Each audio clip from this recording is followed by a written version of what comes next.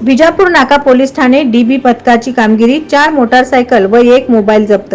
विजापूर नाका पोलीस ठाण्याकडील दाखल मोबाईल चोरीच्या गुन्ह्यात 12 फेब्रुवारी रोजी होडगी रस्त्यावरील मुलतानी बेकरी जवळून आसिफ मुख्तार खान वय वर्ष 32 राहणार गिलबिटल रोड पाटकरवाडी जवळ अंधेरी वेस्ट मुंबई, सध्या राहणार साईनाथ नगर भाग 2 मजरेवाडी सोलापूर यास ताब्यात घेऊन त्याची चौकशी करता त्याने किल्लेदार मंगल कार्यालयापासून मोबाईल चोरी केल्याची कबुली दिली।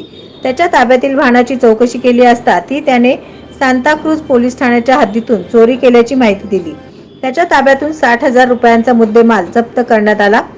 17 फेब्रुवारी रोजी विजापूर नाका पोलीस ठाणे गुन्हे प्रकटीकरण पथकाने सोरेगाव येथे विधी संघर्ष बालकाकडे घेऊन विजापूर नाका पोलीस स्टेशनकडील गुन्ह्यातील चोरीस गेलेली पल्सर 220 मोटारसायकल त्याच्या ताब्यात मिळून आली। त्याच्याकडे पालकासमक्ष अधिक चौकशी करता त्याने त्याच्या साथीदाराच्या मदतीने जानेवारी महिन्यात विजापूर रोड परिसरातील 2 आणि सलगर वस्ती पोलीस ठाण्याच्या हद्दीतील बेलाटी येथून 1 मोटारसायकल चोरल्याची कबुली दिली।